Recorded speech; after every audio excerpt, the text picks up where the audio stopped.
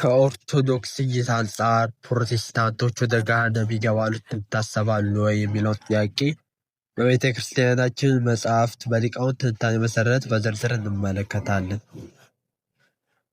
አንደኛ፣ የቤተ ክርስቲያን አቋም።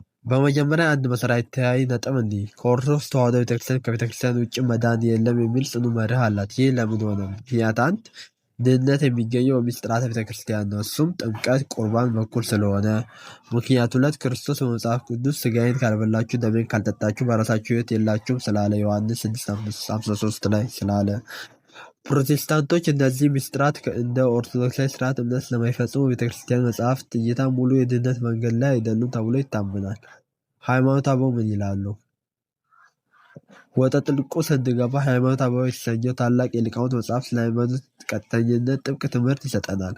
መጽሐፍ እንደሚያስተምረን ሃይማኖት እንደ ልብስ የሚቀያየር ሳይሆን አንዲትና ሐዋርያዊት ናት። ቤተክርስቲያን የምትፈርደው በሰው የወለ ሳይሆን በትምህርቱ ላይ ነው። ፕሮቴስታንታዊ ትምህርቶች ከቀጥተኛው መንገድ የወጣ ኑፋቄ ተብሎ ይጠራል። ሐዋርያው ቅዱስ ጳውሎስ በገላትያን 5:20 ላይ መናፍቅነት የእግዚአብሔር መንግሥት እንደማያስወርስ በግልጽ አስቀምጦታል። ስለዚህ ከትምህርቱ አንጻር መንገዱ ወደ ጥፋት የሚያደርስ መሆኑን አይካድም። ፍርዱ እግዚአብሔር ነው። ታዲያ ሁሉ ፕሮቴስታንቶች ገሃነም ይገባሉ ማለት ነው? እዚህ ጋር ነው ጥንቃቄ የሚያስፈልገው። የእግዚአብሔር ሉዓላዊነት፣ እግዚአብሔር ልብና ኩላሊትን የሚመረምር ጻድቅ ፈራጅ ነው። እኛ ይህ ሰው ገሃነም ይገባል ብለን የመወሰን ስልጣን የለንም።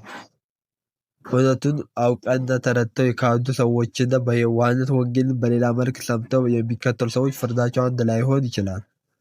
የቤተ ክርስቲያን ጸሎት፣ ቤተ ክርስቲያን ስለ ተሳሳቱና ስለጠፉት ትጸልያለች እንጂ አትረግምም። በአጠቃላይ የኦርቶዶክስ እይታ መንገዱ ጠባብ ናት፣ እርሷም ኦርቶዶክስ ናት ይላል። ፕሮቴስታንቶች ይድኑ ይሆን ብለን ከመጨነቅ ይልቅ እኛ ባለችን እውነተኛ መንገድ ጸንተን እንድንኖር፣ ሌሎችም በፍቅር ወደዚች መርከብ እንድንጠራ ታዘናል። የዛሬው ትምህርታችን ይመስል ነበር። እናንተስ ምን ትላላችሁ? ሀሳባችሁን በኮሜንት ስር አስቀምጦልኝ። ቪዲዮ ትምህርታዊ ሆኖ ካገኛችሁት ላይክ በማድረግ ሌሎች እንዲደርስ ሼር አድርጉት። አመሰግናለሁ።